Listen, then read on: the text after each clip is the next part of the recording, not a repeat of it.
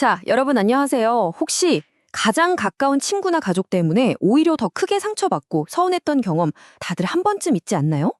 참 이상하죠? 왜 우리는 가장 소중한 사람하고 가장 많이 다투게 될까요? 오늘 우리가 함께 감상할 문태준 시인의 우리는 서로에게라는 시가 바로 그 질문에 대한 아주 깊이 있는 답을 들려줄 겁니다.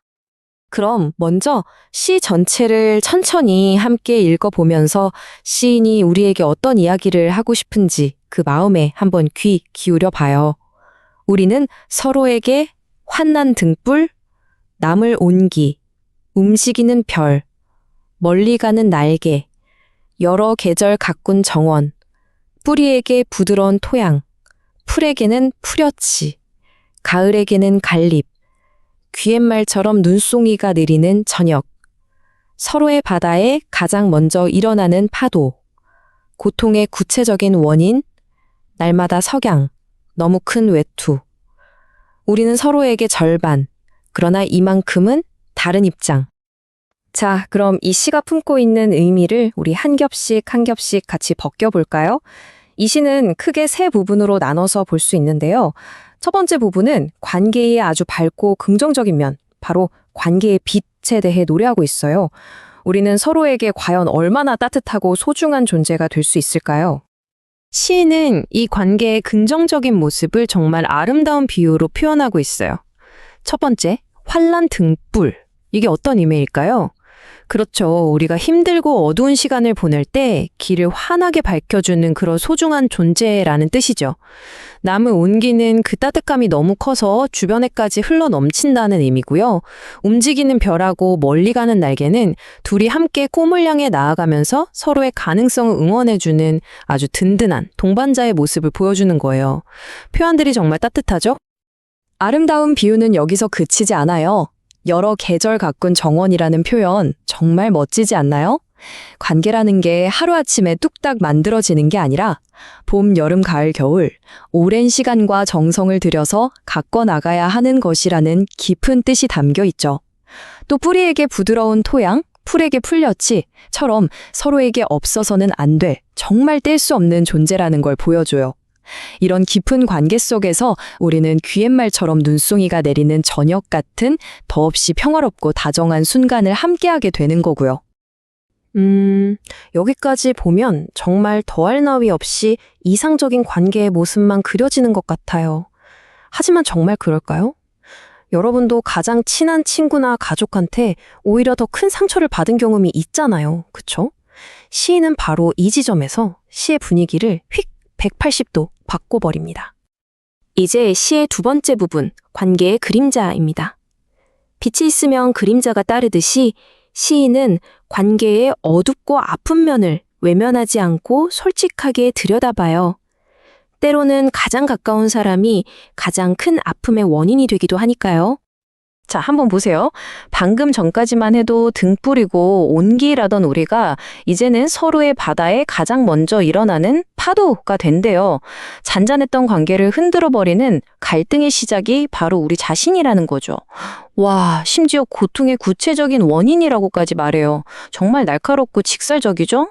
날마다 석양, 이건 해가 지는 것처럼 관계가 매일매일 힘겹게 저물어가는 듯한 그런 지친 느낌. 너무 큰 외투는 서로에게 맞지도 않고 버겁고 무거운 존재가 되어버린 상황을 보여주는 거예요. 앞에서 봤던 그 따뜻한 비유랑은 완전히 대조적이죠. 자, 그럼 시인은 대체 무슨 말을 하고 싶은 걸까요? 관계가 좋다는 걸까요? 아니면 나쁘다는 걸까요? 이 시의 진짜 가치는 바로 이 마지막 부분에 있습니다. 시인은 이 상반된 두 가지 모습을 하나로 엮어내면서 관계의 진짜 모습, 그 심오한 진실에 대해 이야기합니다.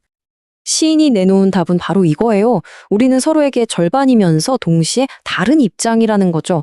여기서 절반은 어떤 의미일까요? 맞아요. 내 몸의 반쪽처럼 가깝고 소중한 시의 앞부분에서 봤던 등불이나 온기 같은 긍정적인 모습을 말하는 거예요. 하지만 동시에 우리는 결코 완전히 하나가 될 수 없는 다른 입장을 가진 존재이기도 해요. 각자 다른 생각을 가진 개인이기 때문에 때로는 파도처럼 부딪히고 갈등하는 거죠. 그래서 이 마지막 구절이 시 전체를 관통하는 핵심 메시지라고 할 수 있어요. 우리는 서로에게 절반, 그러나 이만큼은 다른 입장. 관계의 진실은 한쪽 면만 보는 게 아니라 이 빛과 그림자, 즉 양면성을 모두 인정하는 데 있다는 깊은 통찰을 우리에게 선물하는 거죠. 우리는 완벽하게 하나가 될 수도, 그렇다고 완전히 남이 될 수도 없는 그런 소중하고도 어려운 사이인 겁니다. 그럼 시인은 이렇게 깊은 의미를 어떻게 이토록 효과적으로 전달했을까요? 이 시에 사용된 아주 중요한 표현 방법 3가지를 같이 정리해 볼게요. 이 기법들이 시의 여운과 깊이를 한층 더해주거든요. 시인은 이 깊은 의미를 전달하기 위해 크게 3가지 효과적인 표현 방법을 썼어요. 첫째는 반복법이에요. 우리는 서로에게 라는 구절이 처음과 끝에 반복되면서 시의 주제를 딱 강조하고 또 노래처럼 운율을 만들어내죠. 둘째는 은유법입니다. 관계라는 건 눈에 보이지 않잖아요? 이걸 등불, 파도, 외투처럼 구체적인 사물에 빗대어 표현해서 우리가 쉽게 상상하고 이해할 수 있도록 돕는 거죠. 마지막으로 아주 중요한 명사 종결입니다. 각 행이 등불, 옹기, 파도처럼 명사로 딱 끝나잖아요.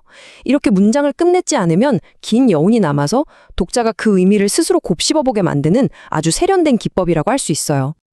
자, 그럼 오늘 함께 감상한 내용이 잘 이해되었는지 간단한 형성평가를 통해서 한번 확인해 볼까요? 배운 내용을 다시 한번 정리하는 시간이니까 편안한 마음으로 따라와 주세요. 첫 번째 문제입니다. 이 시에서 관계의 긍정적인 면을 나타내는 시어랑 부정적인 면을 나타내는 시어에는 어떤 것들이 있었는지 한번 떠올려 볼까요? 네, 그렇죠. 등불이나 날개 같은 단어들은 긍정적인 면을 보여줬고요. 반대로 파도나 너무 큰 외투 같은 시어들은 부정적인 면을 나타냈죠. 다들 잘 기억하고 있네요. 좋습니다. 그럼 두 번째 문제. 시의 가장 핵심적인 구절이죠. 절반과 다른 입장이라는 표현이 의미하면 관계의 본질적인 속성은 한 단어로 무엇이었을까요? 네, 바로 양면성입니다.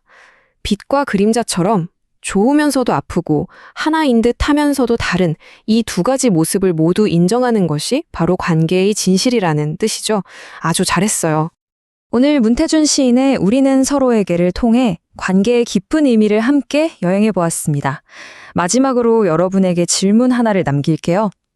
여러분에게 가장 소중한 그 사람은 언제나 환한 등불인가요? 아니면 가끔은 마음을 흔드는 파도인가요? 아마 둘 다일 겁니다. 이 시가 우리 주변의 소중한 관계들을 그 빛과 그림자 그대로 온전히 껴안을 수 있는 지혜를 선물해 주었기를 바랍니다.